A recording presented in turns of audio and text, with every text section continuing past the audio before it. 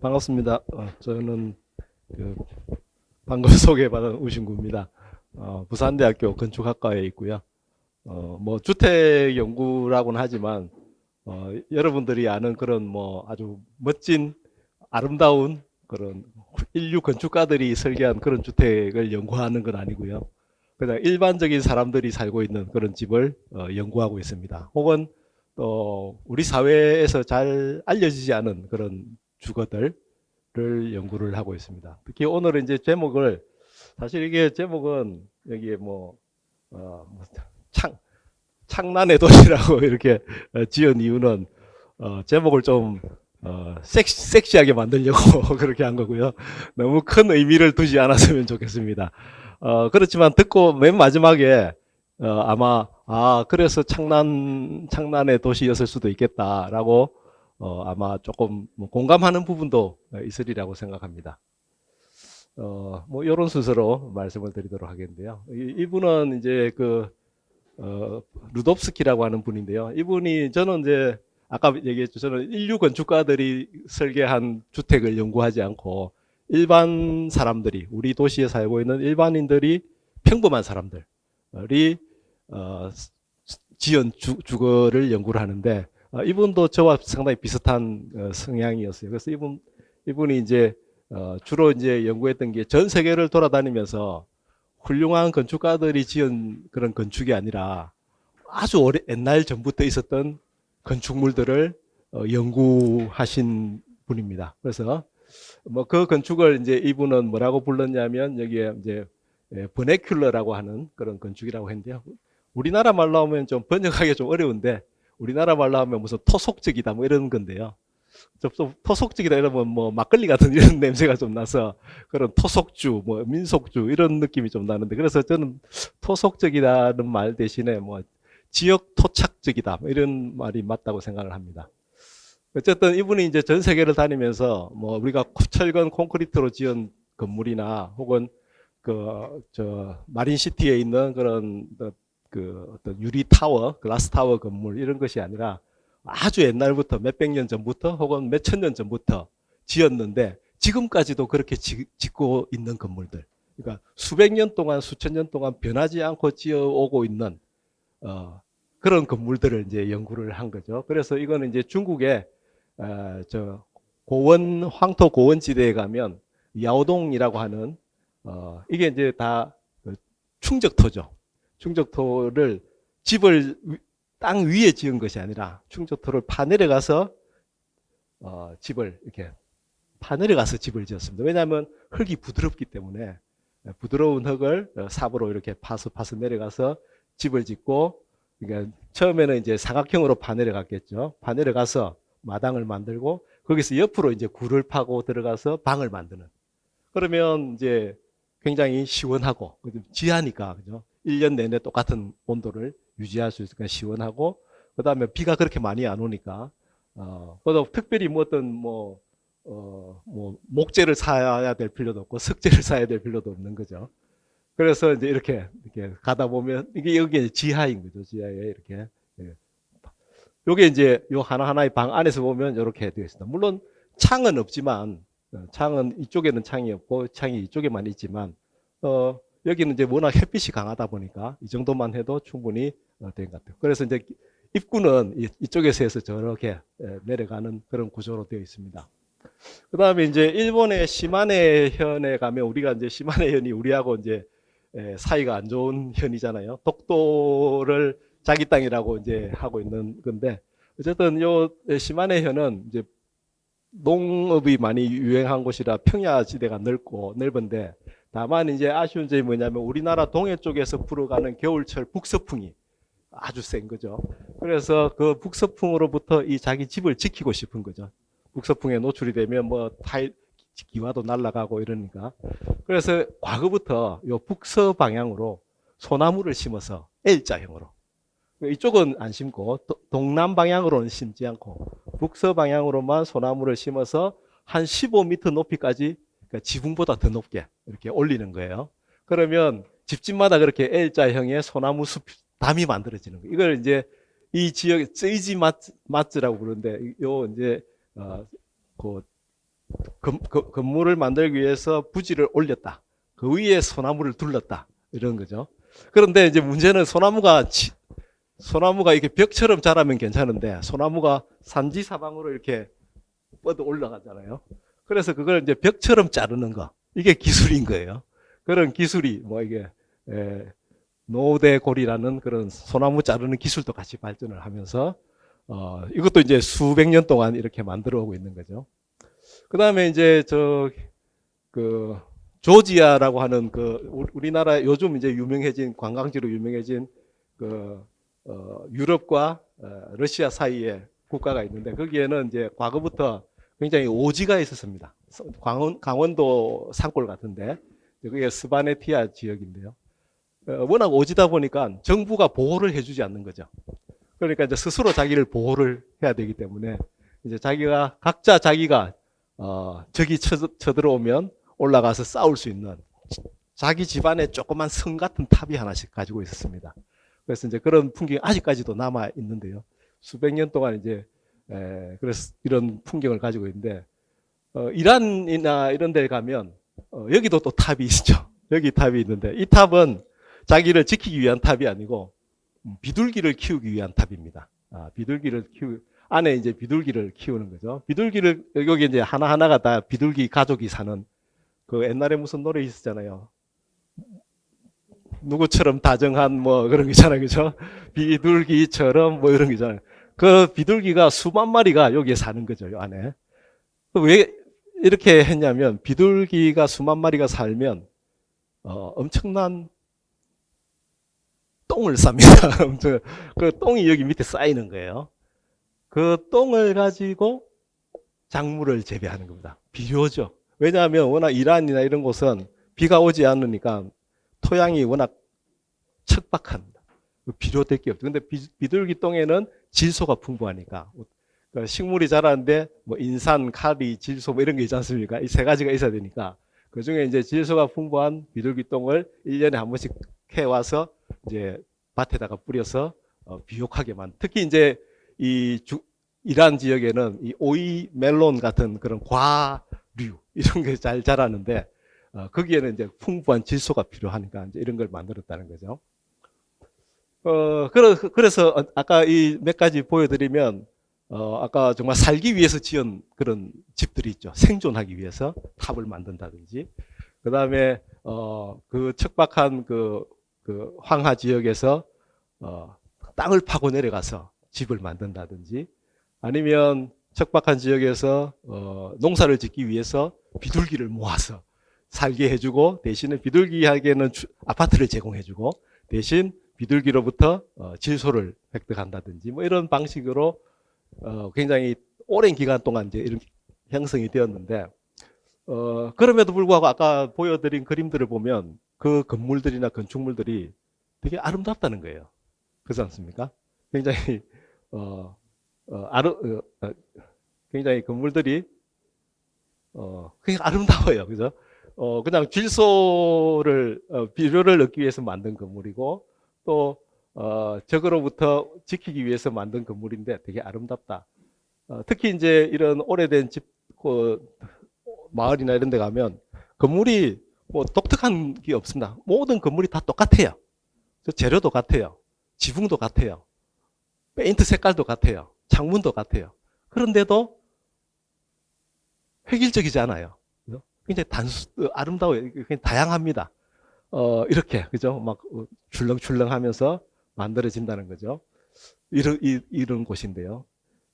그래서 이런 거는 이제 지형이 이렇게 만든 거죠. 똑같은 이게 경사진 이런 지형이 하나의 형식으로 집을 지었지만 전체로 보면 굉장히 다양한 아름다운 그런 조화로운 그런 게 나온다는 거죠. 이런 게 이제 우리 오랜 기간 동안에 이런 지역 토착 건축의 특징이라고 볼 수 있습니다. 이제 제가 이제 말씀드리려고 하는 거는 오늘 말씀드릴 거는 부산에 이런 게 있냐는 거예요. 부산에 이런 게 있냐? 서울에 이런 게 있냐? 아니면 뭐 대전에 이런 게 있냐? 울산에 이런 게 있냐? 뭐 이런 거죠. 저는 있다고 봅니다. 저는 있다고 보고 있다고 생각하는 주택들을 오늘 소개를 해드리려고 하는 거죠.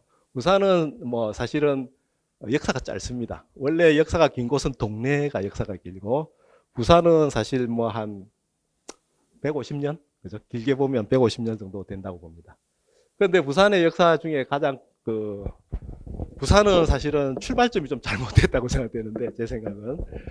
왜냐하면 부산의 첫 출발점은 우리가 여기잖아요, 지금. 여기가 이제 부산의 출발점이죠. 근데 왜 여기가 부산의 출발점이 되었냐면, 이 건물 때문입니다. 이 건물. 예, 외관 때문입니다. 외관이 여기 있기 때문이죠.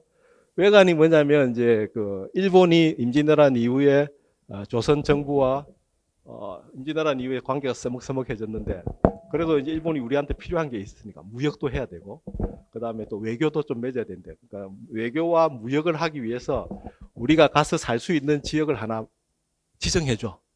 그게 외관이거든요. 그런데 이제 동네와 조선 정부 입장에서 봤을 때 일본 사람들이 전쟁도 일으킨 사람들이니까 얘들을 주긴 줘야 될 것 같은데, 어딘가를 주긴 줘야 될 것 같은데, 좋은 데는 주기 싫은 거죠. 좋은 데 주기 싫어. 그래서 조선 정부와 동네의 입장에서 봤을 때는 어딘가를 주긴 지정을 해주되, 가장 외진 곳에, 그리고 어디 나가지 못할 곳에, 그리고 우리가 쉽게 감시할 수 있는 곳에, 이게 조건이 있습니다. 그러니까 뭐 어떤 곳이냐면 감옥 같은 곳이에요. 감옥 같은, 그죠? 가둬놓고 감시할 수 있는 곳이 조선 정부에서 봤을 때는 가장 좋은 거죠. 지금 이스라엘하고 가자 지구하고 전쟁하고 있는데, 가자 지구가 지금 거대한 감옥이잖아요. 그러니까 그런 곳이에요. 그런 곳. 그래서 아마 동네가 뭐 기장에서부터 쭉 해서 진해 어디 저기까지 쭉 찾아봤겠죠. 찾아보고 제일 가둬놓고 감시하기 쉬운 곳이 어딘가를 찾아보니까 찾아낸 곳이 지금의 용두산 공원이 있는 곳입니다. 용두산 공원이 있는 곳. 왜냐하면 용두산 공원이 있는 곳이 여기 있죠. 여기가 이쪽으로는 영주동 뒷산, 이쪽으로는 구덕산, 이쪽으로는 천마산, 이쪽으로는 남부민동 쪽에. 여기도 원래는 지금 이제 남부민 아랫길이 있는 넓은 길이 있지만, 옛날에는 이게 절벽이었습니다. 산이 그냥 뚝 떨어지는 곳이었죠. 그 다음에 이쪽에도 영선동 영선동 언덕이 그냥 바다와 바로 만나는 곳이었어요. 그러니까 나가려면 언덕을 넘어서 갔죠. 이쪽은 나가는 길이 거의 없었고. 그러니까 여기 산으로 뺑뺑뺑뺑뺑 둘러싸여져 있는 요만큼의 땅. 그 정도가, 여기가 괜찮은 것 같다. 그러니까 여기서 이제 밖으로 못 나갈 것 같으니까 여기를 이제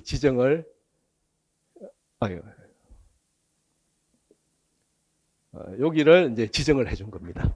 그래서 어떻게 보면 부산 일대 전체, 부산, 울산에서부터 시작해서 저 창원 일대까지 통틀어서 아마 가장 감시하기 좋고 가둬놓을 수 있는 땅이 아니었을까. 그래서 거기에 이렇게 담을 치고 상인들과 외교관들이 머물렀던 거죠. 그런데 이제 이렇게만 있었으면 큰 문제가 없었을 텐데, 1876년에 이제 개항이 되고, 그 다음에 일본 사람들이 이제 개항이 되니까 일본 사람들이 밀려오기 시작하죠. 그러면서 우리가 살 수 있는 땅을 마련해줘. 그래서 용두산 공원 요 외관이 있던 곳을 주변을 일본인들의 조개지로 만들죠. 그래서 일본인들이 여기 와서 거주를 하기 시작합니다.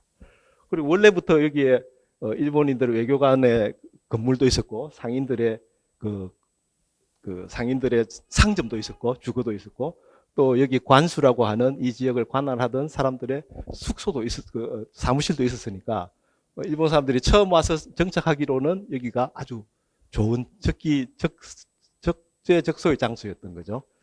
그런데 이제 이대로 그냥 요 정도 크기로 도시가 있었으면 큰 상관이 없었을 텐데, 이제 우리나라가 점점 일본의 지배에 들어가면서 점점 도시가 커지기 시작했죠. 도시가 커지는데 뭘 만들려면 땅이 없는 거예요, 이쪽에는. 그죠? 뭐 역을 만들려고 해도 땅이 없고, 공장을 만들려고 해도 땅이 없고, 집을 더 지으려고 해도 땅이 없죠.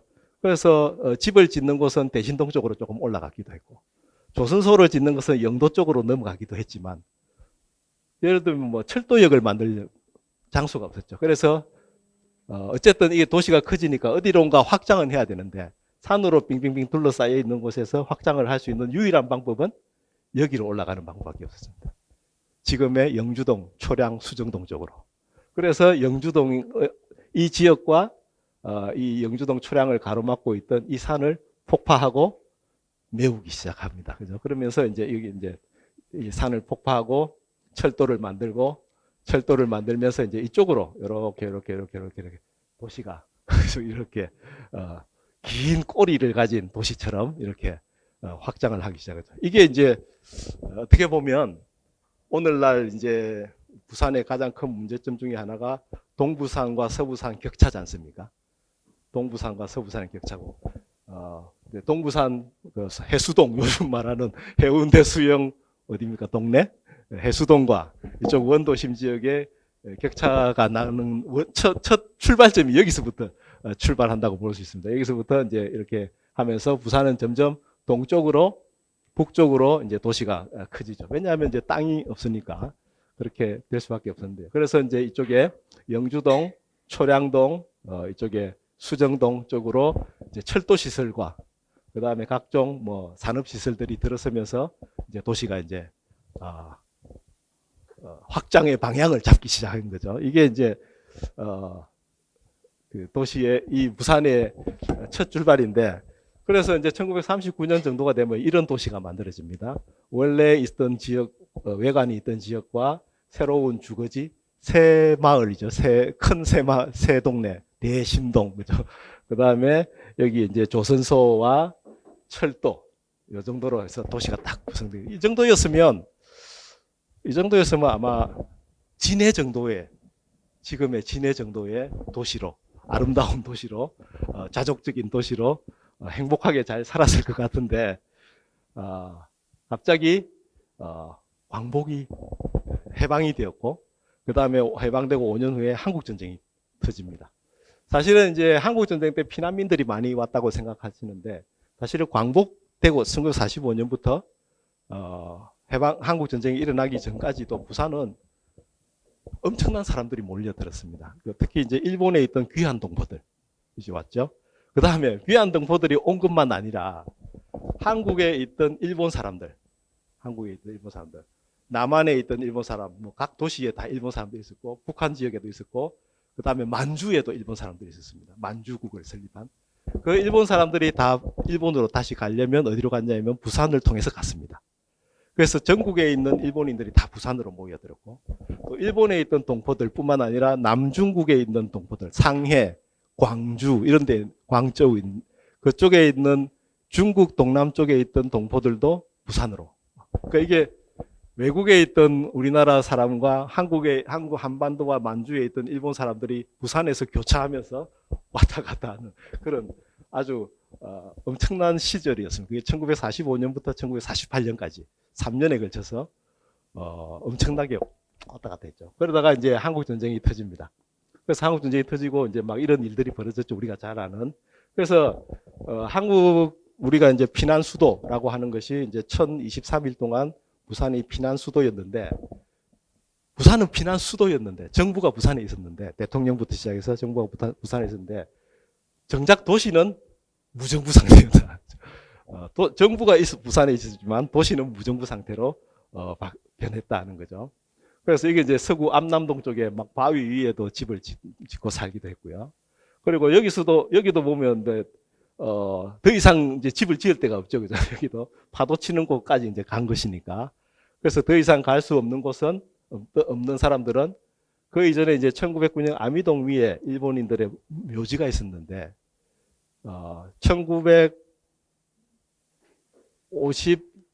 아마도 51년이나 2년 정도에, 아까 그 보수천 옆에도 자리를 잡지 못하고, 암남동 바위 위에도 자리를 잡지 못하고, 이런 분들이, 이 아미동에 있는 일본인 묘지로 올라가기 시작했습니다.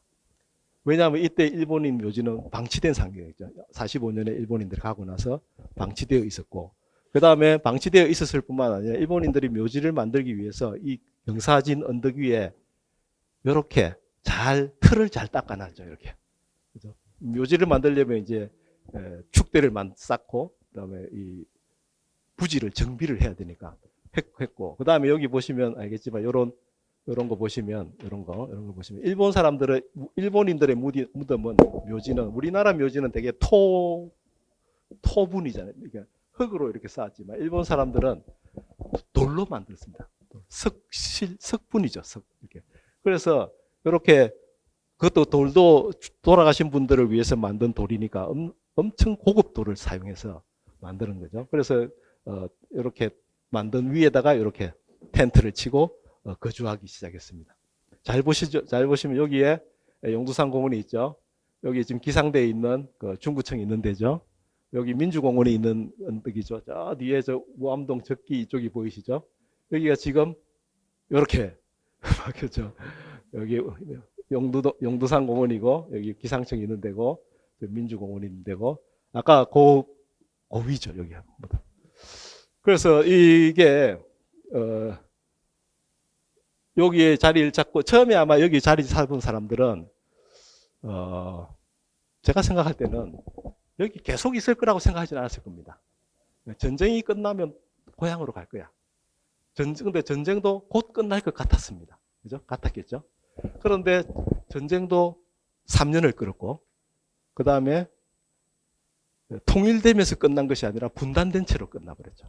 그래서 북쪽에서 내려오신 분들은 올라갈 수가 없었고 그래서 물론 서울에서 오신 분들은 다 올라갔지만 그 중에 이제 여기에 살던 사람들은 이제 돌아갈 고향이 없어진 분들도 있었겠죠. 그래서 계속 남게 됩니다. 여기에 정착을 하게 됩니다. 좀 아이러니하지만 그 계속 남은 분들이 여기에 남게 되고 오히려 나중에 산업화 시대가 되면 더 많은 사람들이 여기에 들어오게 되죠. 더 많은 사람 들어오게 되면서 지금 보듯이 처음에 뭐 이렇게 무덤 위에 지은 집들이 지금 2층짜리 집이 되고 3층짜리 집이 되고 하면서 지금은 사실은 묘지의 흔적을 볼 수 없는 비석 몇 개를 제외하면 묘지의 흔적을 볼 수 없는 그런 땅이 되었습니다. 그래서 가끔씩 일본 사람들이 여기 오기도 하죠. 그래서 뭐 어떻게 남의 무덤 위에 이렇게 집을 짓고 살 수 있냐 이런 얘기를 하기도 하고 좀 불편한 곳이죠, 그죠? 불편한 곳입니다. 그런데 무덤 위에 집을 짓고 사는 것이 여기뿐일까요? 여기뿐일까요? 무덤 위에 집을 짓고 사는 사람들이 의외로 많습니다.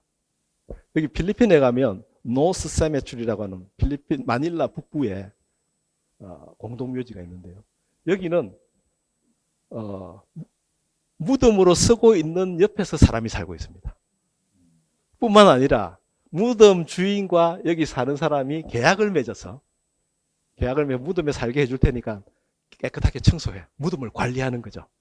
그러니까 무덤에서 사는 사람과 무덤을 소유하는 사람이 계약으로 이렇게 살기도 합니다. 그래서 여기 보면 되게 어떻게 보면 이게 무덤이라고 하지 않았으면 아마 모르셨겠죠. 그죠?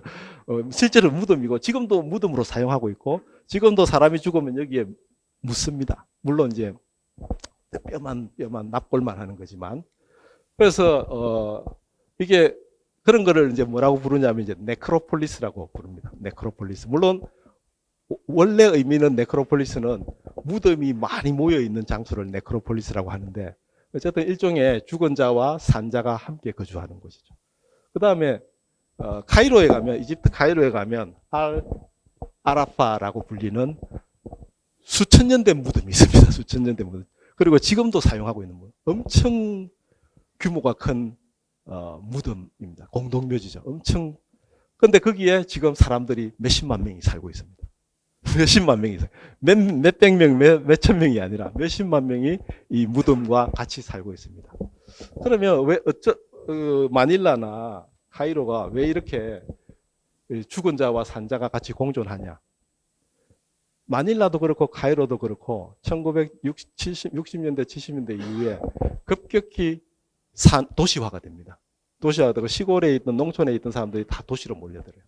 그런데 카이로도 그렇고 마닐라도 그렇고 정부가 강력하지 못하죠. 예, 그리고 시정부가 효율적이지 못하다 보니까 몰려드는 또 시골에서 농촌에서 오는 사람들을 위한 주거를 제때제때 공급을 못 해주는 거예요. 그러면 어쩌냐? 결국은 올라온 사람들이 스스로 마련할 수밖에 없죠. 살기 위해서. 가족을 재워야 되니까. 가족과 함께 비바람을 피해야 되니까. 그러면 가장 쉽게 갈 수 있는 곳은 다 채워졌을 거고 마지막으로 갈 수 있는 곳이 아마 이런 곳이었을 거다. 그래서 이런 네크로폴리스가 드물지는 않다는 거예요. 아미동도 일종의 그런 것이었죠. 아미동은 어쩌면 지금의 마닐라나 카이로보다도 그 당시는 더 상황이 더 안 좋았을 수도 있죠. 훨씬 더 안 좋은 상황이었을 수도 있었을 겁니다. 그래서 이제 그런 무질서한 주거지가 형성되고 또 뭐 그런 판자촌이 만들어지니까 화재도 자주 발생했고 부산역 앞에 화재가 발생하면 다시 텐트를 짓고 다시 또 살기도 하고 그러니까 집을 짓고 불에 타고 다시 짓고 또 남의 묘지 위에 가서 집을 짓기도 하고 이런 일들이 막 이 사이에 막 벌어졌던 거죠. 그렇지만 이제 정부도 가만히 있지는 않았던 거죠. 정부도 당시에 이제 한국 전쟁 때는 유엔에서 웅크라라고 해서 유엔 한국 재건단이라는 그 단체를 만들어서 한국의 재건을 돕는 그런 활동을 했습니다. 그리고 이 웅크라에서 저기 멀리 남아프리카 공화국에서 도시 주변에 빈민가에 사는 사람들에게 집을 지어주기 위해 개발했던 흙과 시멘트를 섞어서 벽돌을 만드는 소일크리트라고 부르는 기계를 남아프리카에서 가져와서 우리나라에 가져와서 벽돌을 찍어서 집을 짓기 시작했습니다. 그게 이제 구호주택, 난민주택, 뭐 이런 후생주택이라는 이름으로 가지고 있었고요. 그래서 막 열심히 찍어서 도왔지만 그 공급량이 뭐 300동, 그러니까 300채, 500채, 또 서울에도 뭐 한 2000채 이 정도예요. 그러니까 실제로 여기 아까 그런 피난 판자집에 사는 사람은 수십만 명인데 이 공식적으로 이렇게 공적으로 도와주는 주택은 몇백 채였으니까 그 갭이 엄청난 거잖아요. 이 갭이. 그 갭은 누가 메워야 되냐면 결국은 스스로 메울 수밖에 없었다.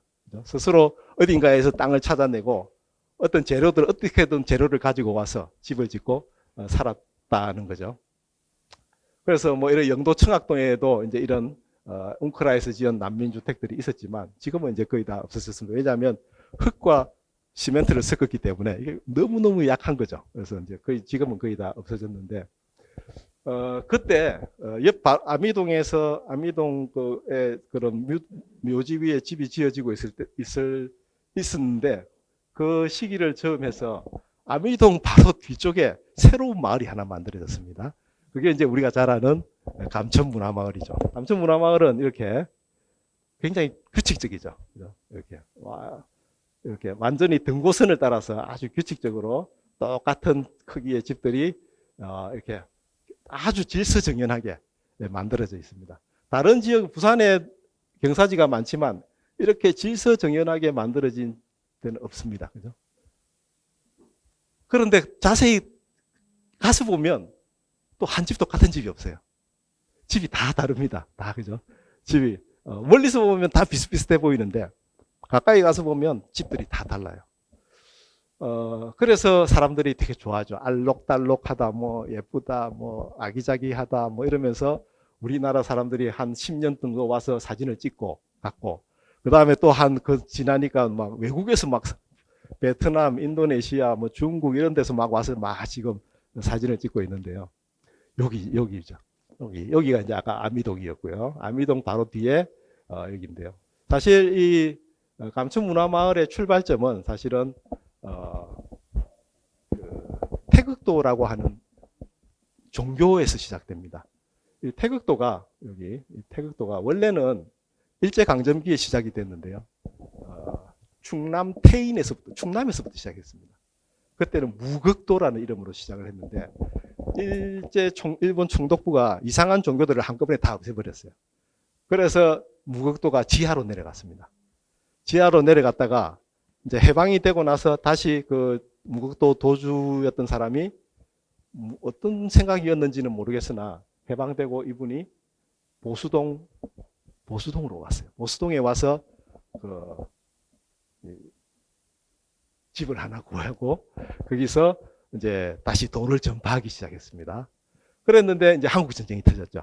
한국 전쟁이 터지고 전국에서 피난민들이 몰려들었죠. 그 몰려든 피난민들 중에 태극 도인이 있었던 거죠. 충청도에서 온 사람, 경북에서 온 사람. 그래서 부산에 와서 어디 누가 아는 사람을 막 수소문해 보니까 옛날에 무곡도 도주가 보수동에 있대. 그래서 한 사람 두 사람 이분 주변으로 모이기 시작했겠죠. 보수동 주변으로.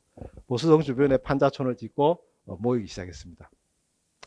그런데 1955년에 부산 전역에 이제 판자촌이 많을 때 1955년에 부산시가 보수동 주변에 판자촌이 너무 많으니까 이제 정비를 이제 조금씩 정비를 해요. 그래서 보수천, 특히 이제 보수천 주변에 판자촌을 정비하면서 올라가다가 보니까 이 모여 있는 한 무리들이 좀 이상한 거죠. 그래서 이 뭔가 이게 옷도 좀 비슷한 것 같기도 하고 뭔가 집단인 것 같아요. 그래서 이제 그 가서 물어보니까 뭔가 태극도 집단이 집단적으로 이제 정착을 해 있었던 거죠. 그래서 부산시가 이제 이 태극도에 도주하고 협상을 합니다. 여기 우리가 보수천 여러분들이 이제 보수천을 가로막고 있으니 이 판잣집을 철거를 해야 됩니다.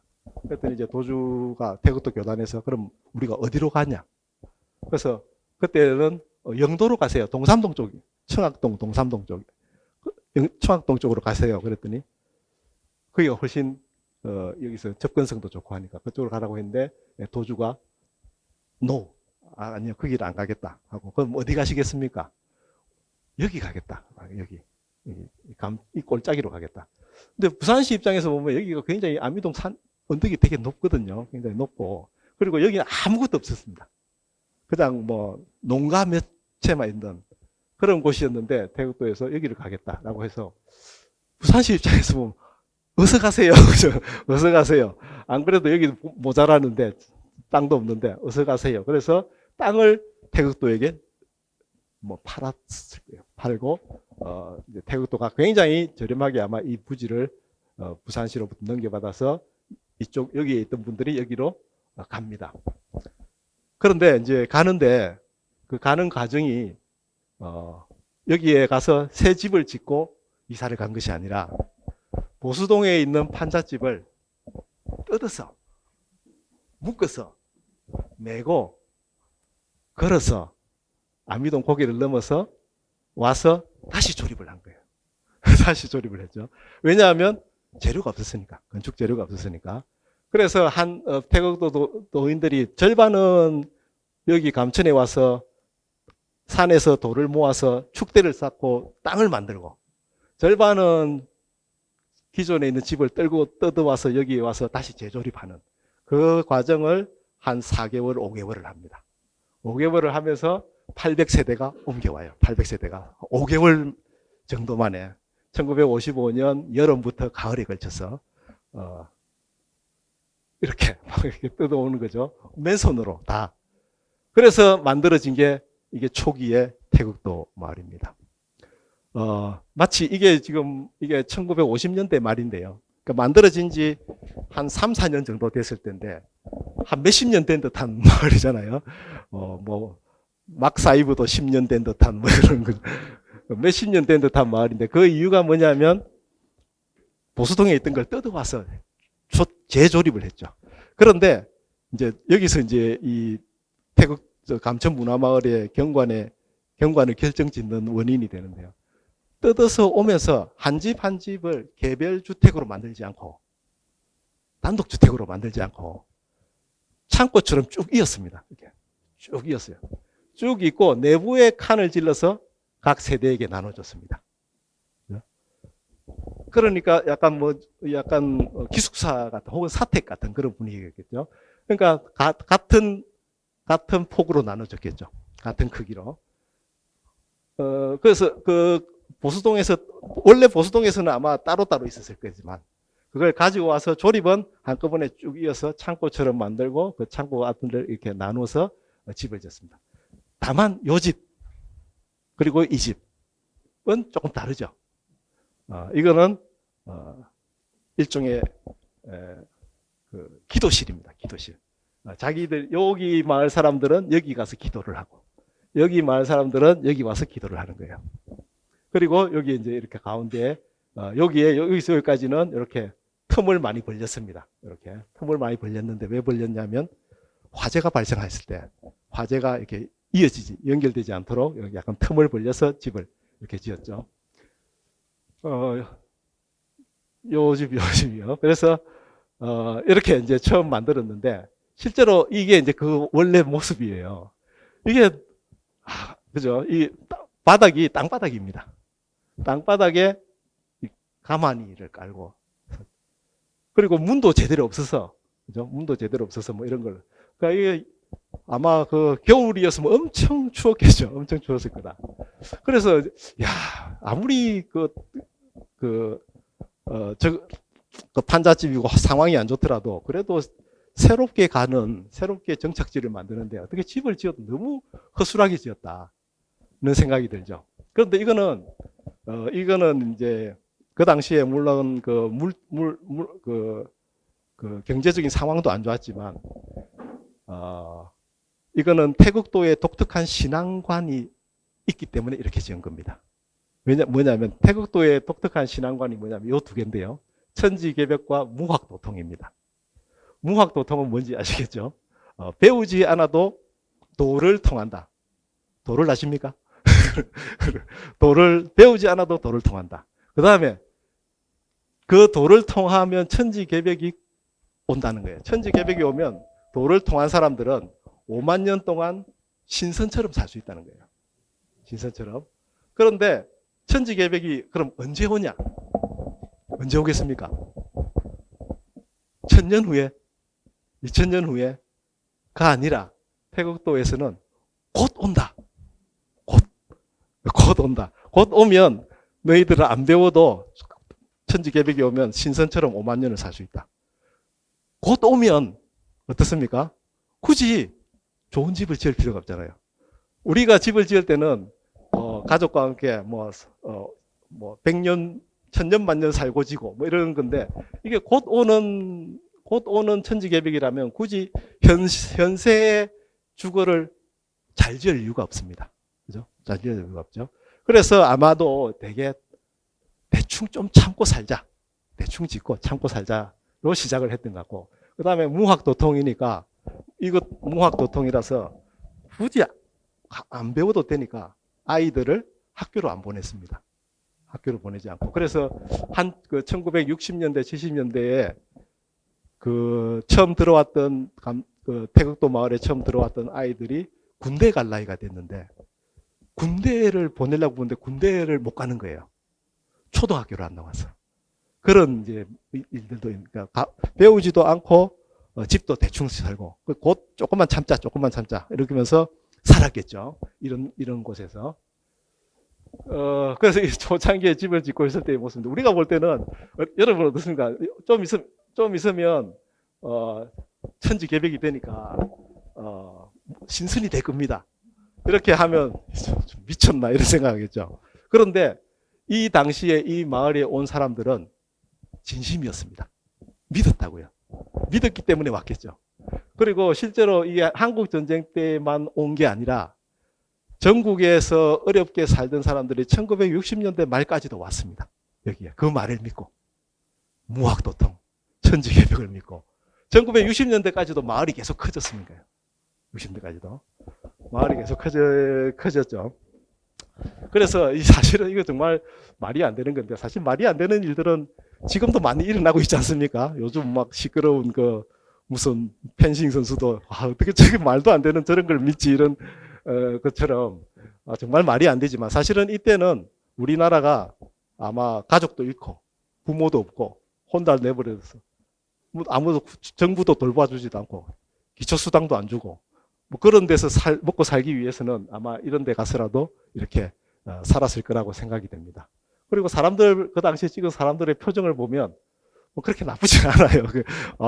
왜냐하면 자기들은 희망이 있었을 거라. 이거 집을 지을 때만 하더라도 곧 천지개벽이 되면 우리는 잘 살 수 있다라고 생각했겠죠. 그래서 이게 이제 1950년대 말 60년대 초에 요 가운데에 이제 태극도의 본당이 있고 이 감천동 계곡을 양쪽으로 뺑 둘러싸면서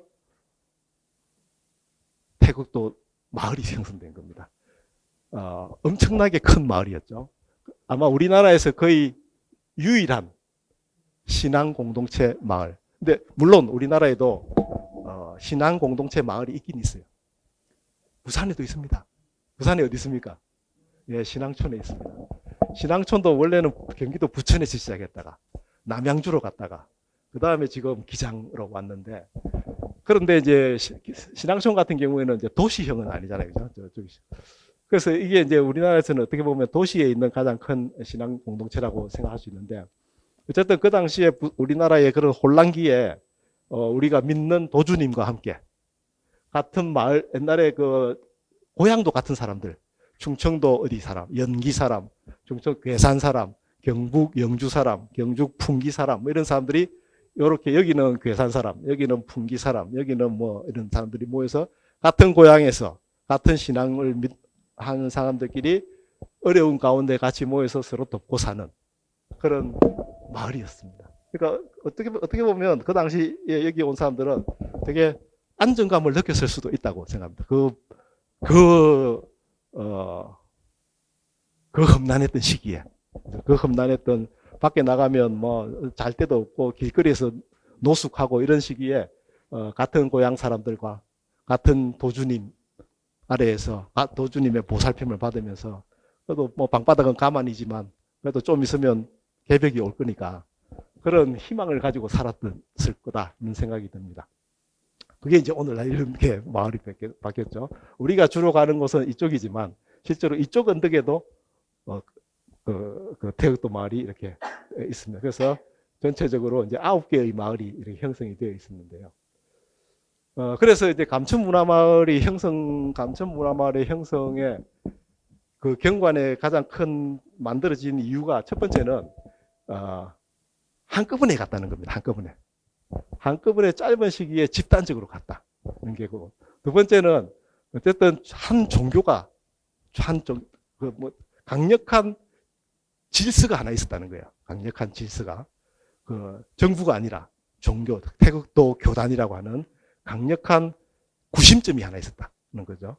그 다음에 세 번째는 그 계획적으로 가고 한 구심점이 있더라도 만일에 평지에 갔다면, 평지에, 동삼동이나 이런 데 좀 널찍한 평지에 갔다면 지금의 이런 감천문화마을이 아니라 다른 모습이 되었을 텐데, 하필이면 경사지 꼴짜기로 갔다는 거죠. 이게 이제 오늘날 감천문화마을을 만들게 된 배경인데요.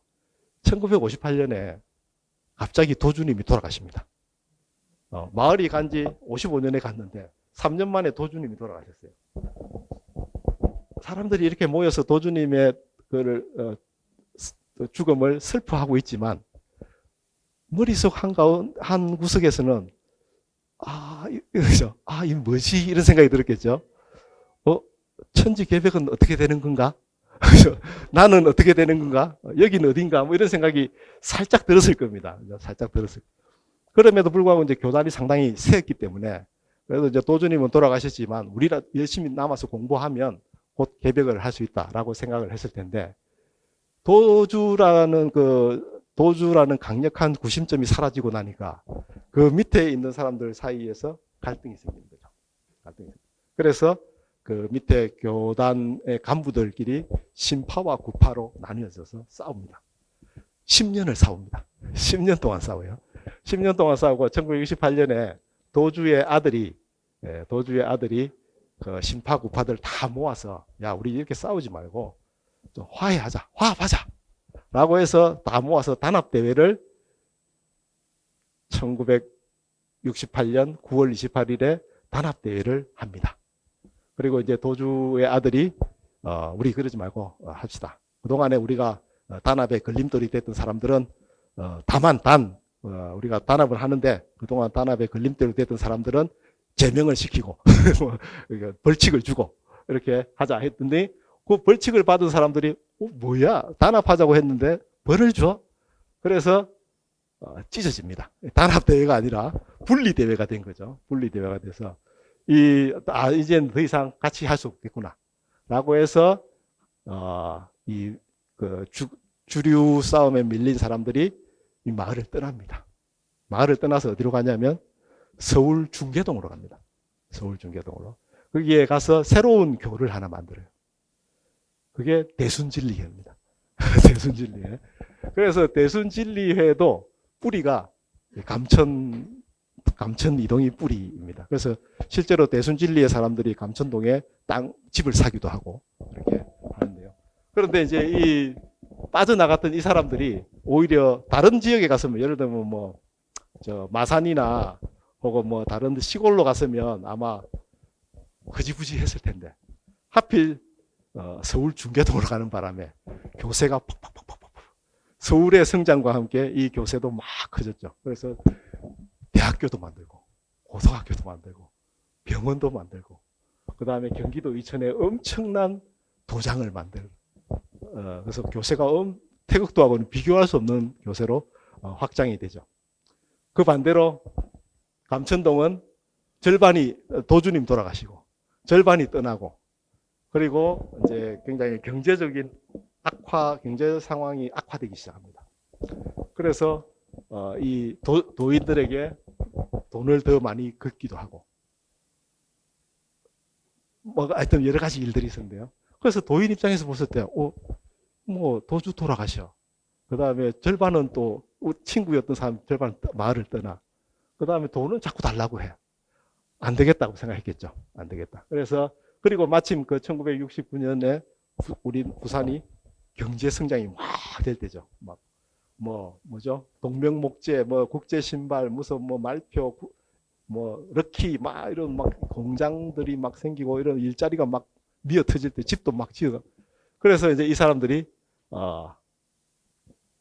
태국도 본당에 다는 대신에 일을 하러 나가기 시작합니다. 안 되겠다. 역시 종교보다는 돈이다. 그래서 일을 하러 나가요. 이제 교회는 이제 태국도는 더 이상 다니지 않겠어 하면서 종교를 멀리하고 경제에 좀 더 올인을 하게 되죠. 그러면서 수익을 이제 창출을 하게 됩니다. 그래서 이렇게 원래는 똑같이 생활했죠. 똑같이 잘 사는 사람, 못 사는 사람 없이 똑같은 공간에서 칸을 나눠서 똑같은 크기의 집에서 똑같은 가마니를 깔고 이렇게 같이 살았지만, 초기에 나가서 열심히 일한 사람과 계속 안 나가고 본당에 다니 기도만 하던 사람과, 그 다음에 나가서 날품팔이가 아니라 조금씩 사업을 하면서 돈을 벌기 시작한 사람들 사이에 차이가 나기 시작합니다. 차이가 나기. 그러면서 집을 한 사람 자기 집을 짓기 시작하죠. 어떤 집은 2층으로, 어떤 집은 3층으로 짓기 시작하는 거죠. 그러면서 집들이 다 달라져, 하나하나가 다 달라지기 시작하죠. 그래서 우리가 오늘날 보고 있는 이런 다양한 풍경을 만들죠. 아까 두 개의 다른 집이 하셨다 그랬죠. 회실. 요게 회실입니다. 지금은 경로당이 됐습니다. 경로당이고. 요 밑에 회실은 지금 포켓파크, 쉼터 조그만 공원이 되어 있습니다.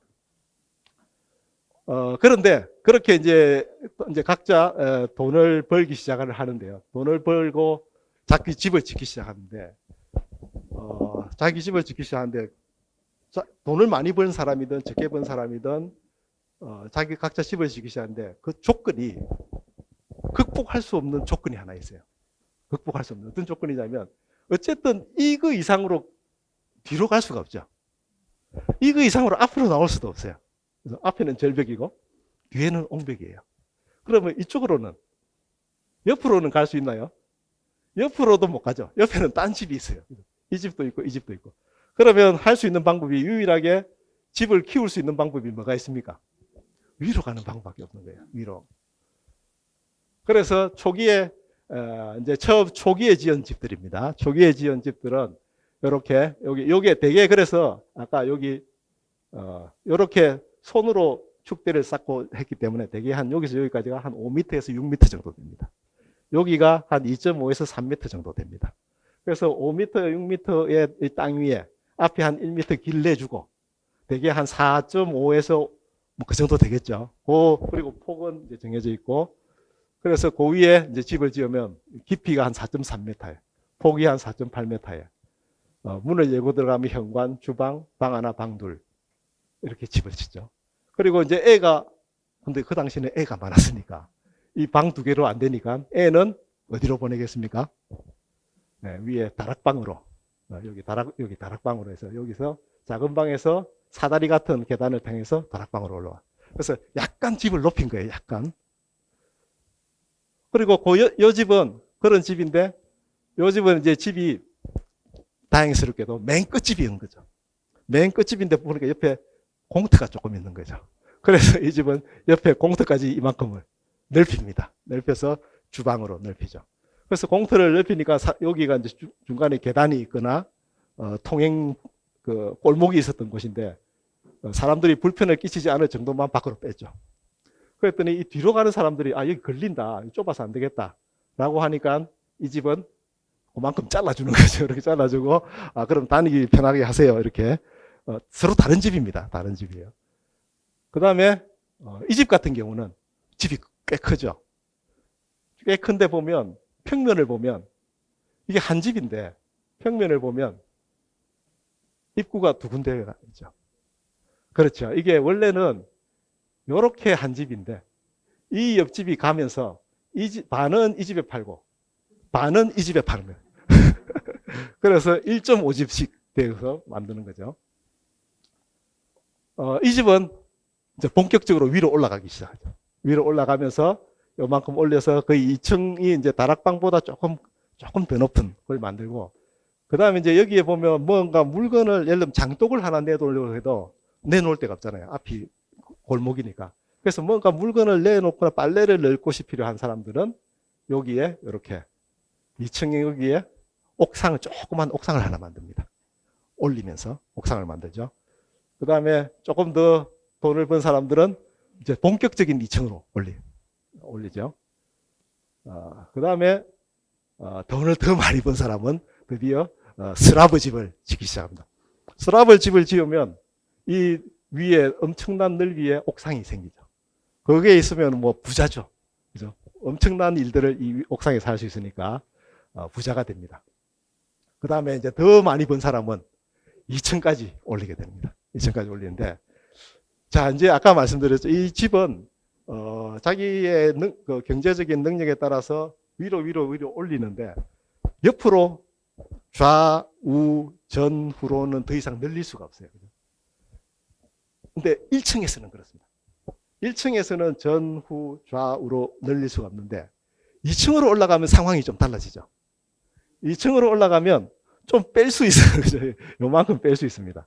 3층으로 올라가면 좀 더 뺄 수가 있죠. 이렇게. 그래서 올라가면서 이렇게 가분수의 집을 만들면서 올라가게 됩니다. 그러면서 이제 이런 집들이 지금 원래 이런 집이 아까 2층 다락방 집, 2층 집 뭐 이런 집들로 변해 오다가 오늘날 뭐 슬라브 집을 지으면서 이렇게 다양한 집들을 만들어 가고 있는 거죠. 그렇지만 극복하지 못한 거 결국은 그 크기죠. 요 크기. 1층의 바닥 크기는 극복할 수 없었기 때문에 크기가 비슷비슷해 보이지만 높이가 서로 다르고 구조가 다른 그런 집들이 들어서 있습니다. 어쨌든 그렇지만 전체적으로 보면 원래 이때의 통일성, 그죠? 통일성과 그 다음에 각자 능력에 따라서 이렇게 하나하나 지은 그 개별성이 합쳐지면서 되게 오늘날 우리가 보고 있는 독특한 감천 문화마을의 풍경이 만들어집니다.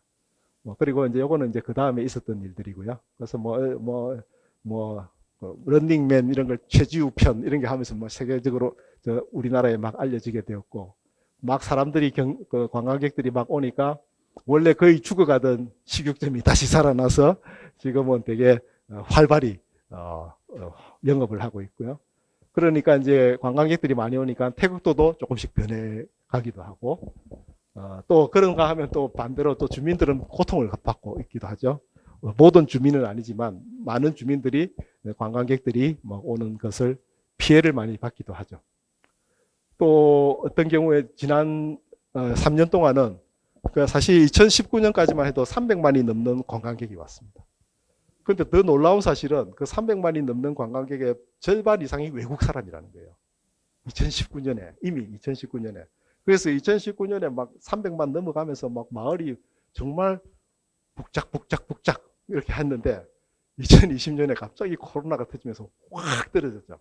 완전히 그냥 확 떨어졌죠. 이게 2021년에 감천문화마을의 모습인데 과거에 줄을 뭐 몇십 미터 서서 사진 한 장 찍으려고 하던 이 어린 왕자가 쓸쓸히 마스크를 쓰고 쓸쓸히 마스크를 쓰고 마을을 지키고 있고 이 공공근로 하시는 분들이 청소하던 이런 마을이 되었죠. 아무도 안 왔어요. 아무도. 그런데 2022년이 되니까 사람들이 다시 마스크를 조금씩 벗기 시작하면서 다시 사람들이 조금씩 찾아오기 시작했죠. 그리고 다시 줄을 조금씩 서기 시작했습니다. 몇십 미터까지는 아니라도 한 4, 5m 정도 줄을 다시 서기 시작했죠. 2003년에는 줄이 점점 늘어나요. 며칠 전에 갔더니 줄이 다시 몇십 미터로 며칠 전에 갔더니 다시 늘어났습니다. 그래서 이 얘기는 뭐냐면 이 마을이 사실 1955년에 만들어지고 나서 2000년대 초반 그 예술 프로젝트가 있기 전까지 확 올랐다가 다시 확 꺼졌다가 예술 프로젝트로 인해서 다시 확 올랐다가 코로나로 인해서 다시 푹 꺼졌다가 다시 또 살아나고 있는 굉장히 역동적이랄까요. 하여튼 시대의 변화에 굉장히 출렁대면서 마을이 변해오고 있다. 그 얘기는 마을이 여전히 지속성이나 이런 측면에서 보면 약하다는 거예요. 아직까지도. 앞으로 이제 되게 멀리서 보면 되게 아름답지만 여전히 관광이 만일에 없어진다면 혹은 뭐 다시 또 다른 어떤 팬데믹이 된다면 또 굉장히 고통스러운 그런 그게 될이라고 생각됩니다. 그 다음에 이제 이런 태극도 마을이 만들어질 때 부산에는 이제 1960년에서 80년 사이에 아까 그 경제 개발이 막 됐죠. 그리고 농촌 인구가 막 부산에 유입을 하던 시기입니다. 그래서 1970년에 뭐 180만 명의 인구가 1980에 10년 만에 320만이 돼요. 그러니까 매년 한 13만 명이 인구가 증가해요. 매년 13만 명. 요즘 우리는 매년 몇만 명이 줄어들고 있는데 저 때만 하더라도 매년 진해 인구가 매년 부산에 들어오던 그런 시기였죠. 왜 들어왔냐면 뭐 조선방직, 국제고무, 그다음에 동명목재, 성창합판 이런 데 일을 하기 위해서 왔죠. 그런 13만 명이 들어오면 요즘 부산에 1년에 아파트가 몇 채 정도 공급이 됩니까? 예년 평균적으로 보면 부산의 아파트가 지금 LG, 자이, 이편한 세상, 이런 막 반도보라 막 짓고 있잖아요. 열심히 짓고 있잖아요. 1년에 한 몇 채 정도 짓습니까, 부산에? 예? 예. 한 15,000에서 2만 정도를 짓고 있습니다. 많이 지으면 2만. 그러면 집값 떨어지고, 적게 지으면 한 12,000, 3,000채. 다시 집값이 올라가고, 이렇게. 그러면 지금처럼 열심히 지어도 10,000몇천 채예요. 그런데 10몇만 명이 매년 들어와요. 그러면 집을, 이 당시에 반도보라도 없었고, 그죠? LG도 없었고, 아무것도 없고, GS도 없었고 할 때, 누가 집을 짓냐? 결국은 자기들이 질 수밖에 없죠. 스스로 지을 수밖에 없다. 그래서 그때부터 사실은 특히 이제 수정동이나 초량동 뒤쪽의 삼복도로 지역은 피난민 때문이 아니라 사실은 이때 산업화 시대 때 이촌 향도했던 사람, 도시 노동자들이 집을 짓기 시작한 거죠. 그리고 실제 이 집들은 거의 대부분 거의 불법이었죠. 거의 불법이었습니다. 이제 합법적인 주택은 거의 없었습니다. 그래서 공무원들의 눈을 피해서 혹은 공무원들의 묵인하에 집을 지었고 혹은 재수없이 걸리면 그 다음날 월요일날 공무원들의 오한마에 맞아서 철거되기도 했고 그러면서 집을 이제 막 올린 겁니다. 그런 곳이 많죠, 부산에. 감천도 그렇고 그다음 이런 마을들이 그런 마을들이라고 보는데요.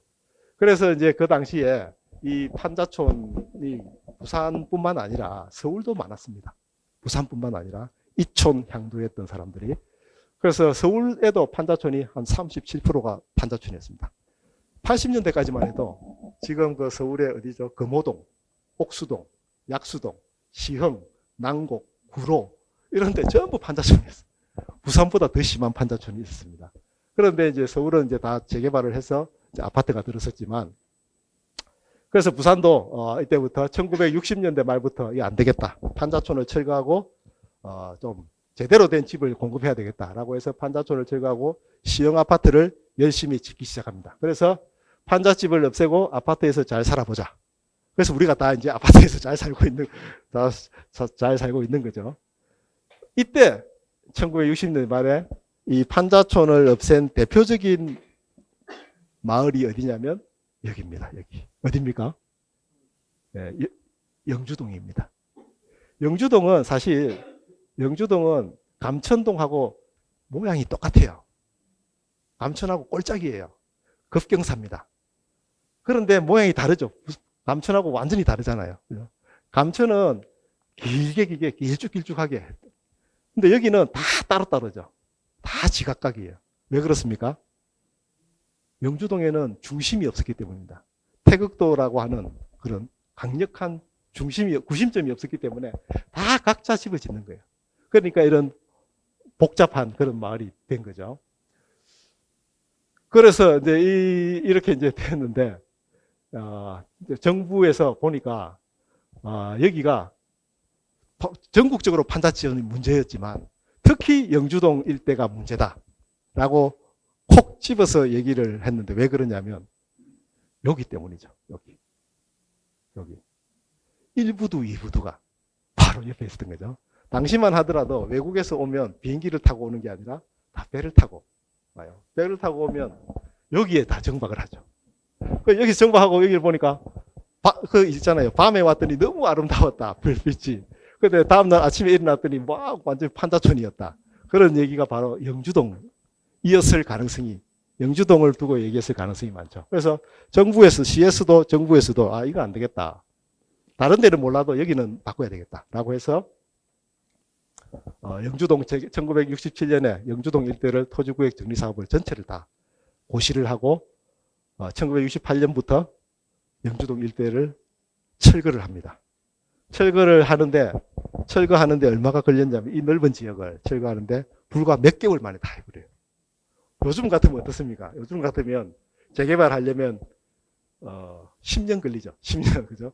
뭐 동의였고, 뭐 절차 정비 구역 지정하고, 뭐 관리 처분하고, 뭐 10년 걸리는데, 이때는 67년에 계획을 고시하고, 68년에 철거하고, 69년에 아파트를 짓습니다. 그래서 철거한 다음에 바로 아파트를 지어 올리죠. 그리고 아파트가 팍팍팍 들었습니다. 이게 불과 1년, 2년 사이에. 그 많은 판잣집을 싹 없애고 1년, 2년 사이에 이 아파트. 요게 이제 바로 영주시형. 그 다음에 영주시민 아파트. 그 다음에 요 앞에 그 다음에 여기 이제 아파트들이 있는데, 이렇게 이제 아파트로 들어선 거죠. 이렇게, 요게 이제 영주시형 아파트이죠. 그리고 물론 이제 끝까지 안 나가고 이제 버티고 있는 사람들도 있긴 있죠. 저런 분들이 나중에 이제 시민 아파트로 가기도 했습니다. 그래서 이제 부산이 잘하고 있다. 판자촌, 우리나라 도시의 가장 큰 문제점이 판자촌인데 부산 영주동이 제대로 하고 있다라고 해서 박정희 대통령이 보러 옵니다. 이렇게 보러 와요. 그리고 옆에서 누군가가 브리핑을 하고 있죠. 이분이 당시 부산시장, 김현호보다는 후고 김대만이라는 부산시장이 이걸 브리핑을 하죠. 그때 이제 브리핑을 하면서 뭘 보고 있었냐? 이걸 보고 있었죠. 그래서 쭉 아파트가 들어서고 가운데 단독주택이 있고 가운데 교회가 서 있는. 그래서 조금 전에 1년 전에 있었던 판잣집하고는 완전히 다른 그런 이 모습과 여기를 이렇게 바꾸는 거예요. 불과 2년 사이에 바꾸는. 그리고 실제로 바꿨습니다. 그래서 이런 마을이 들어선 게 돼요. 그리고 이제 아파트. 특히 당시에 이 영주시형만 하더라도 중산층들의 아파트였죠. 지금은 이제 좀 되게 오래됐지만. 그 다음에 여기 가운데 이런 교회, 재건교회도 있고 교회, 그 다음에 뒤에 시민 아파트가 있고요. 특히 이제 여기는 이때는 아파트만 지은 것이 아니라 요 가운데에 단독주택지를 만들었습니다. 그래서 단독주택들이 들어서고 있죠. 단독주택들이. 가운데는 아파트가 있고 단독주택인데요. 그래서 원래 영주동은 판자촌이 막 들어서 있을 때 영주동의 땅은 이런 모양이었습니다. 필지가 다 이런 것이었는데 1969년, 70년이 되니까 이렇게 바뀌었습니다. 그래서 바깥쪽에는 아파트 공동주택이죠. 그리고 가운데는 이렇게 나눠서 단독주택으로 이렇게 단독주택이 있고 아파트가 있는 것이죠. 그래서 그래서 요 지역에 단독주택들이 들어서기 시작합니다. 그래서 여기 앞에 하나 보시면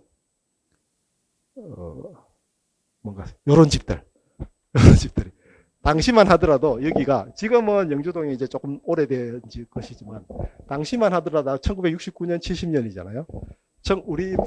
우리가 이제 산업화가 1960년부터 산업화가 시작됩니다. 10년 동안 산업화를 하면서 경제 소득이 확 늘어났어요. 부산의 중산층들이 확 늘어났습니다. 중산층은 늘어났는데 집을 지을 땅이 없었습니다. 그때 여기에 새 땅이 생긴 거죠. 단독주택지가 아파트도 생기고. 그래서 아마도 대신동이나 남부민동이나 이쪽에 있던 돈을 번 중산층들이 야 저기로 가서 땅을 사서 정말 꿈의 주택을 한번 지어보자 라고 했을 겁니다. 그래서 실제로 여기 가보면 영주동 지금도 이 70년대 70년대 초반에 잘 지은 주택들이 아직도 많이 남아 있습니다. 아마 당시로는 부산의 가장 핫 단독주택 같은 곳이었겠죠.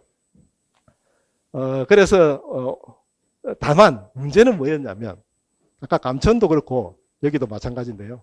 여기가 경사가 굉장히 급하다는 겁니다. 경사가 굉장히 급해요. 그래서 여기에 있는 요 등고선을 따라가는 요거는 차가 들어갈 수 있지만 요 등고선을 잇는 요거는 거의 대부분 계단입니다. 계단. 그러니까 전부 계단이에요. 전부 계단. 그래서 여기 영주동에 가보면 집들이 전부 계단에 면해 있습니다. 모든 집들이.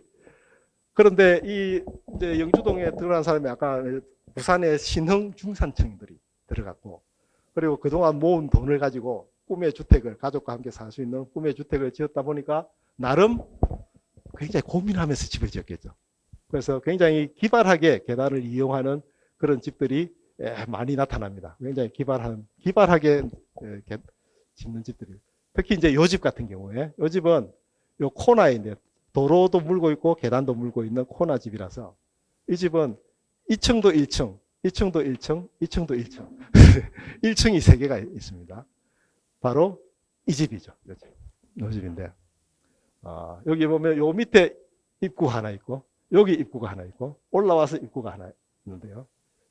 옆에서 보면 이렇게 여기에 입구가 하나 있고, 여기 입구가 하나 있고, 여기 이제 이 집 주인이 살던, 위에 또 한 집이 있고, 그 위에 2층에 또 4층이죠, 원래는. 4층에 다시 집이 있어서. 4층이지만 1층이 3개고, 4층이 하나인 그런 집입니다. 그런데 이 집이 굉장히 여기에 사시던 분이, 이 집을 지으신 분이 이때까지도 2009년까지 사실 몇 년입니까? 1970년대가 30 몇 년을 이 집 여기에 부부가 살면서 이 집을 너무 예쁘게 잘 꾸미고 있었죠. 2017년에 갔더니 막 꽃이 더 많아졌어요. 꽃이 더 많아졌어요. 그리고 2018년 그 다음 해에 갔더니 꽃이 또 확 줄었어요. 그래서 아니 왜 꽃이 이렇게 줄었냐 그랬더니 할머니가 이제 연세가 드셔서 화분을 들 수가 없어서 화분을 다 정리를 하고 남았다는 거예요. 어쨌든 이게 이제 1970년대 부산의 새로운 신흥 단독주택지의 그 이후의 모습이고요. 그래서 이거는 이제 저희 학생들이 만든 건데, 여기에 있는 영주동의 집들을 모아서 대충 이렇게 섞으면 영주동이 됩니다. 대충 섞으면 영주동이 될 정도로 영주동은 계단의 도시라고 할 수 있었죠. 그 다음에 이제 그때 비슷한 시기에 했던 게 수정동입니다.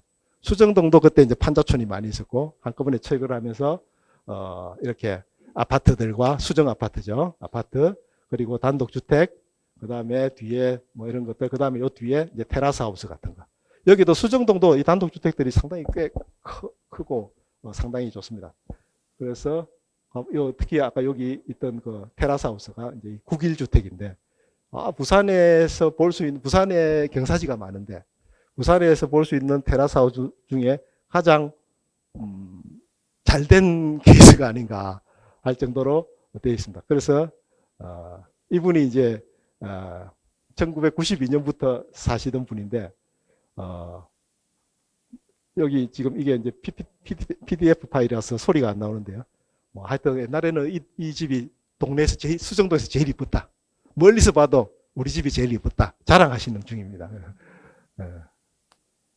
그래서 뭐 이렇게 되어 있고, 옛날에는 이제 똑같은 집이었지만 그 이후에 3, 40년이 지나면서 집들이 조금씩 다 자기들마다 뭐 페인트도 다르게 하고 뭐 앞에 뭘 달아내기도 하고 하면서 집들이 다 달라지긴 했는데요. 어쨌든 아직까지도 상당히 괜찮은 집이죠. 그리고 이로 남아 있습니다. 그 다음에 이제 그렇게 영주동과 수정동이 재개발되고 있을 때, 재개발되었을 때 원래 판잣집에 살던 사람들은 어디 그 아파트에 들어갔냐면 들어갈 수가 없었죠. 왜냐하면 그 판잣동에 살던 사람들은 중산층이 아니었으니까. 그 사람들은 어디로 갔냐면 영주동에 있던 사람들은 서동으로, 그 다음에 수정동에 있던 사람들은 반송으로 이사를 갑니다. 이사를 갈 수밖에 없었죠. 이게 이제 정책적으로 이주를 시킨 겁니다. 그래서 쪽지를 하나 주고 당신은 뭐 6-13 쪽지를 하나 들고 반송으로 서동으로 가는 거예요. 서동으로 가면 여기에 이렇게 표시에 회치를 한 표시에 땅이 하나 있는 거예요. 그 땅에 이제 자기가 집을 짓고 사는 거죠. 그래서 그 당시에 이제 그런 데가 서동, 반여, 만덕, 반송 이런 데가 이제 그 당시에 생겼던 곳인데요. 그 당시에 근데 이게 되게 독특한데요. 서동과 반송동이 멀리서 우리는 정책 이주지라고 다 똑같은 것처럼 보이지만 땅이 달라요. 서동은 6.7m에 7.610 6.7m에 7.610 7610mm예요. 이렇게 될 수 있나? 어떻게 이렇게 딱 맞췄지? 사실은 서동의 땅이 크기가 다 다릅니다. 왜냐하면 회치를 했기 때문에. 그죠? 이게 측량을 정확하게 하고 이렇게 끈 게 아니라 그냥 가서 대충 횟가루를 축축축 뿌리고 그래서 아마 뭘 만들려고 했는지는 모르겠는데 6.7m에 7.6m를 만들려고 했는지 아니면 6m에 7m를 만들려고 했는지 7m에 7m를 만들려고 했는지는 모르겠으나 어쨌든 그 서동에 있는 여러 필지들을 다 모아서 평균을 내보면 요게 나온다는 거예요. 평균 값입니다. 그래서 이게 얼마냐? 50제곱미터예요. 50제곱. 아마 7 곱하기 7이었던 거예요. 7749. 그죠? 그래서 50제곱미터예요. 그럼 몇 평이냐면 15평 정도입니다. 그래서 반송은 더 작아요. 반송은 오히려 쉽게 알 수 있어요. 반송은 좀 더 반듯반듯하게 찍었어요. 그래서 반송은 5m에 7m입니다. 5m. 앞에 여기가 5m, 깊이가 7m. 그럼 5, 7, 35. 10평입니다. 10평. 10평이면 요즘 아파트에 30평 아파트에 한 3분의 1 정도 되는 거잖아요. 그런 땅에서 집을 짓는 거예요. 어떤 집을 지을 수 있습니까? 여기 상지 건축에 이 젊은 설계하시는 건축가들이 5m에 7m 땅이 있다. 어떤 집을 지을 수 있을까요? 혹은 7m에 7m의 땅이 있다. 어떤 집을 지을 수 있을까요? 그래서 처음에는 이렇게 지었습니다. 단층 주택을 지었습니다. 그냥 대충 횟가루 뿌려놓은 데를 따라서 자기 단층 주택을 짓고 살았겠죠. 그래서 이렇게 대충 뭐 형편에 따라서 조금 더 크게 짓기도 하고 조금 작게 짓기도 하고 땅은 그대로니까. 그 다음에 자기 옆에 빈 땅에 아무도 안 오는 빈 땅이 있으면 이렇게 해서 자기 땅으로 만들기도 하면서 이렇게 처음에 단층 주택으로 지어서 이렇게 살고 있었습니다. 근데 이때 이 사람들 되게 불편했죠. 왜냐하면 일터는 그 자갈치 시장, 뭐 국제시장 이런 데가 일터인데 이 서동 반송에서 차 타고 나가려면 몇 시간이 걸렸을 겁니다. 아마 뭐 하루에 버스가 몇 번밖에 안 왔으니까 애들은 학교도 가야 되고 그래서 처음에 데모도 많이 하고 막 그런 여러 가지 불편들을 많이 겪었죠. 그러게 막 불편을 겪고 있는데 바로 옆에서 막 공사를 하는 거예요. 바로 옆에서 막 공사를 하더니 막 공장을 짓기 시작하는 거야. 근데 공장이 한두 개가 아니라 여러 개가 들어와요. 그게 검사공단입니다. 그러더니 와, 공장을 짓나 보다 그랬더니 조금 있다 사람들이 막 오는 거예요. 혹시 방 있냐? 새빵 있냐? 공장에서 일하는 사람들이 새빵을 찾기 시작했죠. 없는데? 우리 가족 쓸 빵도 없는데? 처음엔 그랬겠죠. 없어요. 다음날 또 와요. 새빵 있냐? 또 와요. 그랬더니 안 되겠다. 그래서 자기 아들 보고 야, 너 방 빼고 여기 안방에 같이 자자. 이러고 아들 방을 아마 새빵을 줬을 거예요. 그랬는데 또 와요. 그래서 또 새빵이냐? 또 새빵이냐? 그래서 안 되겠다. 집을 짓기 시작합니다. 그래서 집을 좀 더 크게 조금 더 크게 지었겠죠. 원래는 마당도 있었습니다. 마당에 집을 지었죠. 그러다가 2층으로 지금. 그래서 서동에 가면 원래는 이렇게 시작을 했죠. 이렇게 시작했다가 점점 커지면서 4층, 3층, 4층짜리 집으로 커집니다. 근데 서동은 아까 말씀드렸죠. 7 곱하기 7m에서 한 15평 정도 꽤 큰 건데 그래서 지금 이제 서동이 처음에는 다 단층주택이었는데 지금은 다 4층, 5층짜리 집으로 막 마철루처럼 이렇게 커진 거죠. 반성동도 옆에 막 들어오니까 금사공단에 들어오고 이러니까 여기도 계속 커졌죠. 이렇게 커져서 지금 가보면 전부 3층, 4층짜리 건물들인데 반성동은 아까 말씀드렸지만 땅이 5m에 7m입니다. 이 5m에 7m의 땅에서 만일에 여러분들이 설계를 한다면 어떤 집을 설계를 할 수 있을까? 처음에는 이렇게 지었죠. 그죠? 이렇게 문을 열고 들어갑니다. 그때는 변소가 바깥으로 있어. 변소가 집 안에 변소를 하지 않고 변소를 바깥에서 하죠. 들어가면 마당이에요. 마당이고 이제 현관이 있고 안방이고 작은 방, 부엌. 이렇게 해서 이제 한 가족이 사는 거죠.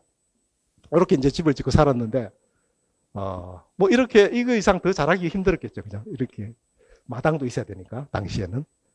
그래서 거의 대부분의 주택들이, 반성동의 초기에 거의 대부분 주택들이 이런 형태로 시작을 합니다.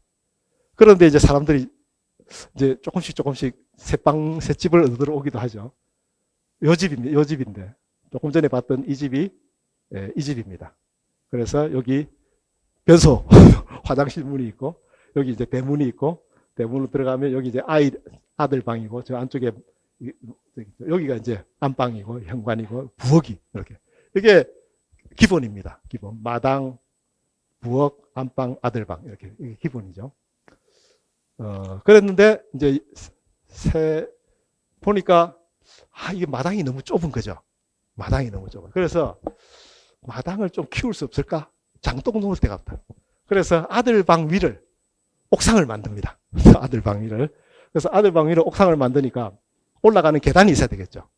그래서 마당 안쪽에서부터 계단을 통해서 이렇게 해서 계단을 통해서 이렇게 대문 위를 통해서 요 위로 올라가는 수직 동선을 하나 만듭니다. 이거 엄청난 발명품이죠. 엄청난 발명품이죠. 아마 저렇게 처음으로 아까 앞에 주택들을 다들 짓고 살았는데 누군가 이렇게 짓고 나서 옆집 사람들이 아마 다 그랬을 거예요.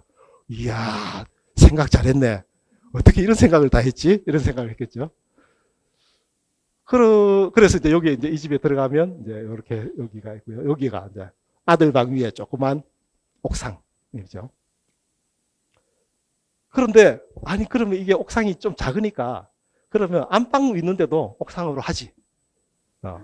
그래서 이제 원래는 여기만 옥상으로 했는데 아버지 집 안방이 있는 위까지 다 평지붕을 하면 그죠? 훨씬 뭐 빨래도 넣을 수 있고 할 게 많으니까 이제 옥상을 전체를 이제 평지붕으로 만들기 시작합니다. 해보니까 이게 훨씬 낫네 했겠죠. 비도 덜 새고 뭐 이러면서. 그 다음에는 이제 뭘 했겠습니까? 그렇죠. 2층을 올리기 시작하는 거죠. 여기 이제 방금 본 이제 그 집인데요. 이제 2층을 올리기 시작합니다. 2층을 올리죠. 2층을 올리는데 1층은 여전히 맨 처음에 지었던 단층 주택하고 똑같은 거죠. 대문을 열고 들어가고 화장실은 밖에 있고 그 다음에 아이방 있고 부엌 있고 안방 있고. 그런데 아까 전체를 이제 2층을 이제 평지붕을 했으니까 다시 올라가던 그 계단 안쪽에서부터 시작해서 계단을 올라와서 대문 위를 지나서 위로 올라가서 2층에 올라가면 2층 현관을 있고 부엌이 있고 방 하나 있고 현관, 부엌, 방. 그러면 이제 금사공단에서 일하는 젊은 신혼부부에게 세를 줄 수 있는 2층 독채, 그죠? 2층 독채 전세를 줄 수 있었던 거죠. 그래서 이제 행복했는데 다만 이제 여기 2층 위에도 이제 옥상이 있으니까 옥상도 이제 평지북으로 만들어서 그러니까 주인은 이제 여기 2층을 2층 사람이 써야 되니까 주인은 이제 2층 옥상에 올라가야 됩니다. 그래서 이제 2층 옥상에 올라가는 계단을 하나 다시 만들어요. 만들고 이제 2층 옥상을 올라갑니다. 자, 이제는 뭐 해야 될까요? 이제 다 끝났습니까? 그 다음에는 뭘 해야 될까요? 이게 이제 방금 그 집인데요. 그 다음에는 조금 전에 여기 보시면 이 집이 여기 2층으로 여기서 올라가려고 하니까 이 계단 개수가 좀 모자라는 거예요. 그러면 여기에 올라가면서 이 부엌의 상부를 깎아먹고 올라갑니다. 이렇게 깎아먹고 올라가요. 그래서 이거를 여기를 안 깎아먹고 올라갈 수 있는 방법들을 찾기 시작하죠. 그래서 조금 더 이쪽에서부터 이렇게 해서 올라가서 이렇게 올라가는 방법들을 찾기도 하고, 그 다음에 이제 여기가 너무 좁으니까 여기를 이렇게 동그랗게 만들어서 여기 앞을 좀 넓히려고 하기도 하고요. 그러다가 여기 이제 또 이렇게 동그랗게 만들기도 하고,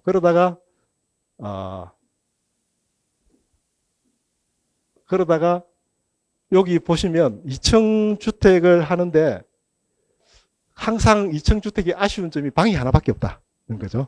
그래서 2층 주택에 있는 사람들이 방이 하나 더 있으면 좋겠다. 그래서 2층에 방을 하나 더 만듭니다.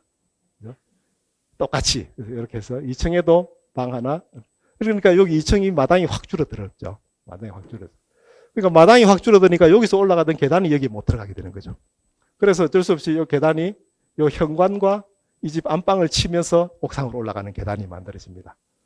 그리고 옥상까지 올라가니까 옆에 이제 창고도 하나 만들게 되고요. 그 다음에 이제 뭘 해야 될까요, 이제? 이제는 완성이 됐을까요? 이게 완성품일까요?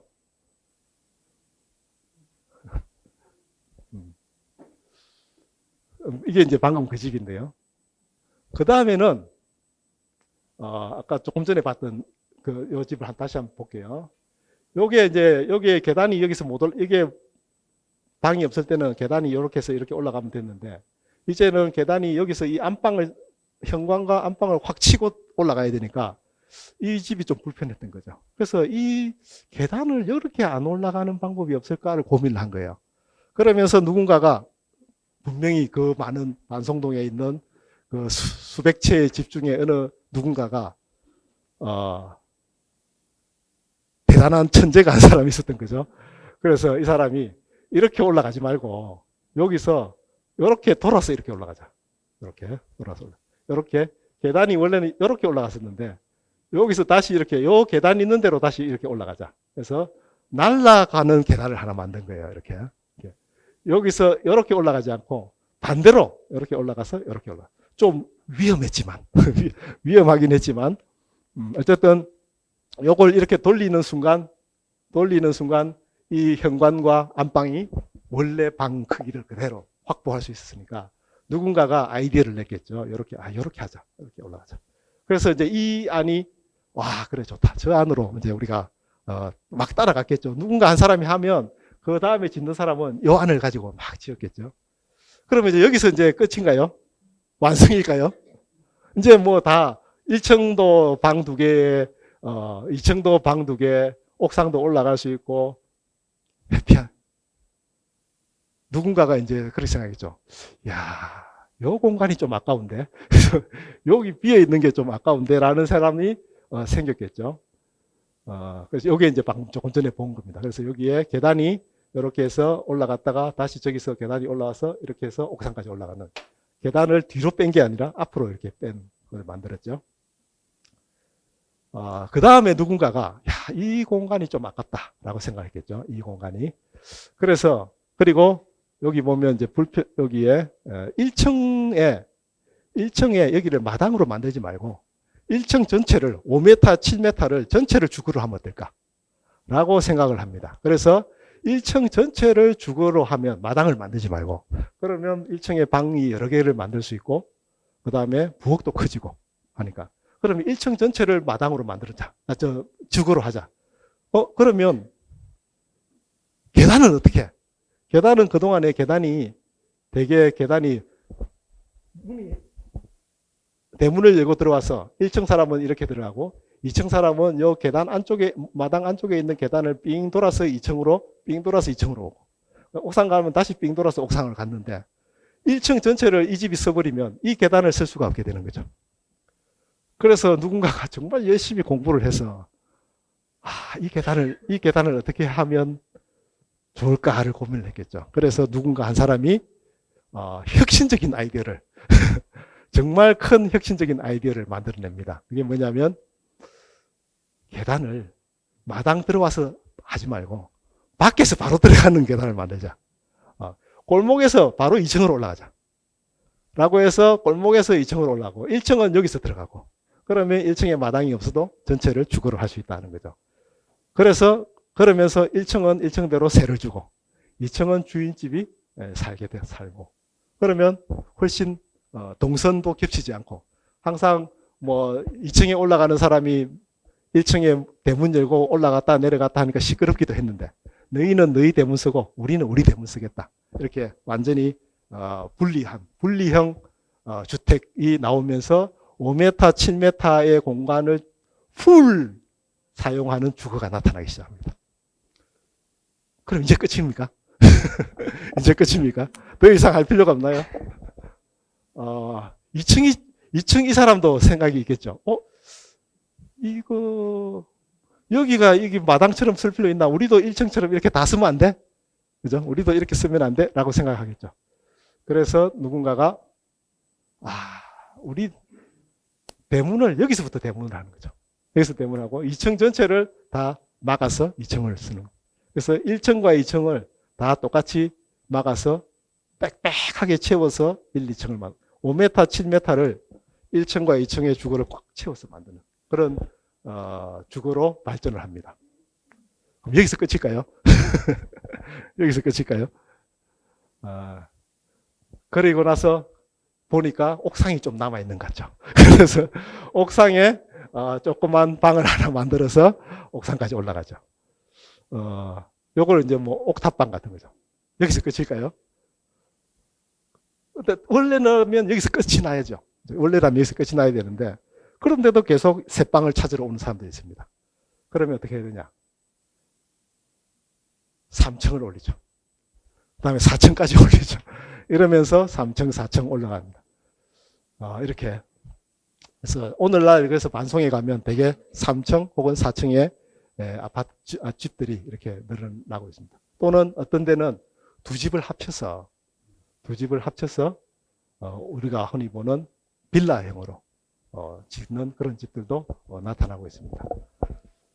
1969년에 수정동에 계신, 판자촌에 계신 분들이 처음 쪽지를 받아서 반송에 처음 갔을 때 5m, 7m의 회칠한 그 땅을 보고 이렇게 되리라고 생각했던 사람이 있을까요? 이렇게 되리라고?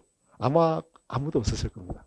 그런데 결과적으로 30년, 50년에 걸쳐서 그 단층 슬라브도 아니고 스레이트 단층 주택이 4층 혹은 이렇게 다세대 빌라처럼 바뀌어 온 거죠.